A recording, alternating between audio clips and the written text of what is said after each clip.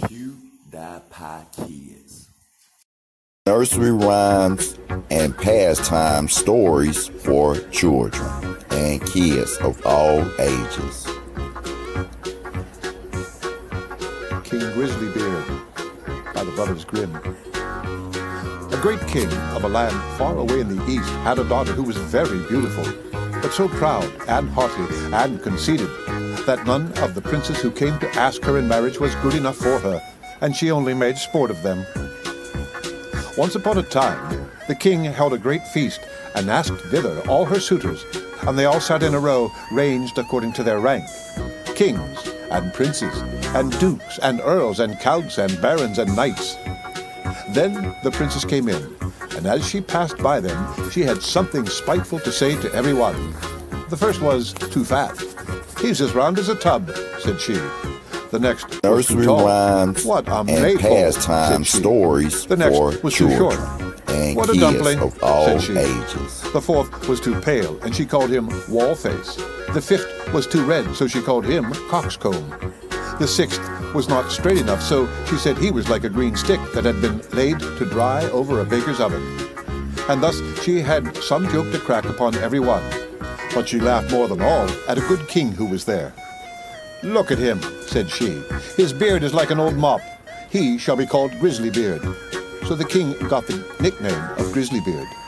But the old king was very angry when he saw how his daughter behaved and how she ill-treated all his guests, and he vowed that, willing or unwilling, she should marry the first man, be he prince or beggar, that came to the door. 2 days after, there came by a traveling fiddler who began to play under the widow and beg alms.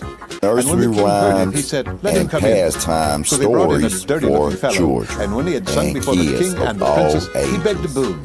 Then the king said, "You have sung so well that I will give you my daughter for your wife." The princess begged and prayed, but the king said, "I have sworn to give you to the first comer, and I will keep my word." So words and tears were of no avail. The parson was sent for, and she was married to the fiddler. When this was over, the king said, "Now, get ready to go. You must not stay here. You must travel on with your husband." Then the fiddler went his way and took her with him, and they soon came to a great wood. "Pray," said she, "whose is this wood?" "It belongs to King Grizzlybeard," answered he. "Hadst thou taken him, all had been thine." "Ah, unlucky wretch that I am," sighed she. "Would that I had married King Grizzlybeard." Next, Nursery they came to some rhymes fine meadows. and pastime "Whose are these stories beautiful for green children meadows?" said she. and kids of "They all belong to King ages. Grizzlybeard. Hadst thou taken him, they had all been thine." "Ah, unlucky wretch that I am," said she. "Would that I had married King Grizzlybeard." Then they came to a great city. "Whose is this noble city?" said she. "It belongs to King Grizzlybeard. Hadst thou taken him, it had all been thine." "Ah, wretch that I am," sighed she. "Why did I not marry King Grizzlybeard?" "That is no business of mine," said the fiddler. "Why should you wish for another husband? Am I not good enough for you?" At last they came to a small cottage. "What a paltry place," said she.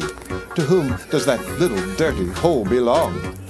Then the fiddler said, "That is your and my house, where we are to live." Nursery rhymes "Where are your servants?" and cried pastime she. stories "What do we for want with children servants?" said he. and kids "You must of do for all yourself ages. whatever is to be done. Now make the fire and put on water and cook my supper, for I am very tired." But the princess knew nothing of making fires and cooking, and the fiddler was forced to help her. When they had eaten a very scanty meal, they went to bed, but the fiddler called her up very early in the morning to clean the house. Thus they lived for 2 days, and when they had eaten up all there was in the cottage, the man said, "Wife, we can't go on thus spending money and earning nothing. You must learn to weave baskets." Then he went out and cut willows and brought them home, and she began to weave, but it made her fingers very sore. "I see this work won't do," said he. "Try and spin. Perhaps you will do that better."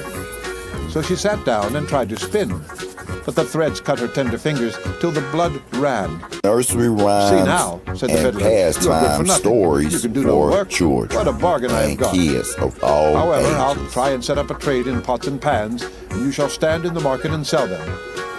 "Alas," sighed she, "if any of my father's court should pass by and see me standing in the market, how they will laugh at me." But her husband did not care for that, and said she must work, if she did not wish to die of hunger. At first, the trade went well, for many people, seeing such a beautiful woman, went to buy her wares, and paid their money without thinking of taking away the goods. They lived on this as long as it lasted, and then her husband bought a fresh lot of ware, and she sat herself down with it in the corner of the market. But a drunken soldier soon came by, and rode his horse against her stall, and broke all her goods into 1,000 pieces. Then she began to cry, and knew not what to do. "Ah, what will become of me?" Nursery said rhymes she. "What and will my husband say?" pastime stories So she ran for home and children told him all. and kids of "Who all would have thought ages. you would have been so silly," said he, "as to put an earthenware stall in the corner of the market where everybody passes? But let us have no more crying. I see you're not fit for this sort of work." So I have been to the king's palace and asked if they did not want a kitchen maid. And they say they will take you, and there you will have plenty to eat. Thus, the princess became a kitchen maid and helped the cook to do all the dirtiest work. But she was allowed to carry home some of the meat that was left, and on this they lived. She had not been there long before she heard that the king's eldest son was passing by, going to be married, and she went to one of the windows and looked out.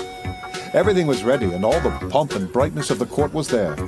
Then she bitterly grieved for the pride and folly which had brought her so low. And the servants gave her some of the rich meats, which she put into her basket Nursery to take home. rhymes and All on a pastime sudden, stories as she was for going out, children in came the and king's son in kids golden of all clothes. ages. And when he saw a beautiful woman at the door, he took her by the hand and said she should be his partner in the dance. But she trembled for fear, for she saw that it was King Grizzlybeard who was making sport of her. However, he kept fast hold and held her in, and the cover of the basket came off so that the meats in it fell about. Then everybody laughed and jeered at her, and she was so abashed that she wished herself 1,000 feet deep in the earth. She sprang to the door to run away, but on the steps King Grizzlybeard overtook her and brought her back and said, "Fear me not. I am the fiddler who has lived with you in the hut. I brought you there because I really loved you. I am also the soldier that overset your stall. I have done all this only to cure you of your silly pride, and to Nursery show you the rhymes folly of your and ill treatment of pastime me. stories for Now all is children over. and You kids have of learnt all wisdom, ages. and it is time to hold our marriage feast." Then the chamberlains came and brought her the most beautiful robes, and her father and his whole court were there already, and welcomed her home on her marriage. Joy was in every face and every heart. The feast was grand. They danced and sang. All were merry, and I only wish that you and I had been part of the party. The end of King Grizzlybeard by the Brothers Grimm.